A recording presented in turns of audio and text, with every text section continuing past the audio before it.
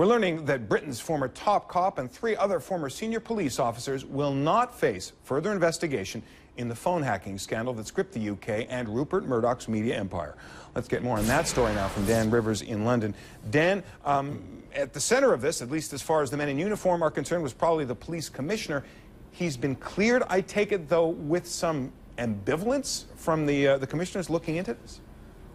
I think that's a good way of putting it, Jonathan. Yeah, Sir Paul Stephenson resigned last month amid a whole slew of criticism about phone hacking, and then specific criticism that he accepted thousands of dollars worth of hospitality from a health club while he was recuperating from an illness. And the person that was linked to that health club was someone who had worked at the News of the World, allegedly involved in hacking Neil Wallace. Sir Paul Stephenson stepped down. Today, the Independent Police Complaints Commission has come out with a report basically saying no further action will be taken against Sir Paul Stephenson or 3 other senior policemen on the specifics of criticism over the handling of phone hacking.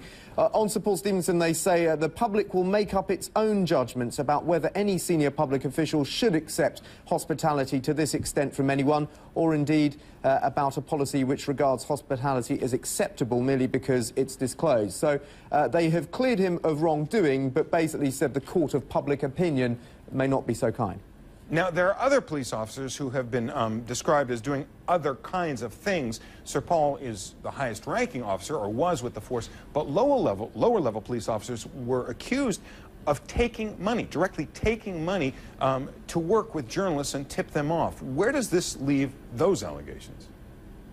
Well, those allegations are still being investigated by the police itself, overseen by this same body, the IPCC. That's Operation Elvedon, which is sort of running in tandem to the operation looking specifically at phone hacking. There have been a number of arrests with that. That's still ongoing. They're not saying, the IPCC, that that is over by any means. And there's also a side note. One of the other officers involved in all this, Assistant Commissioner John Yates, who also resigned, he will be investigated on one specific allegation of securing a job for this guy Neil Wallace's daughter at the police. That will be investigated by the IPCC. The other broader allegations about the sort of the mishandling, if you like, of the phone hacking investigation initially, that won't be put forward by the IPCC.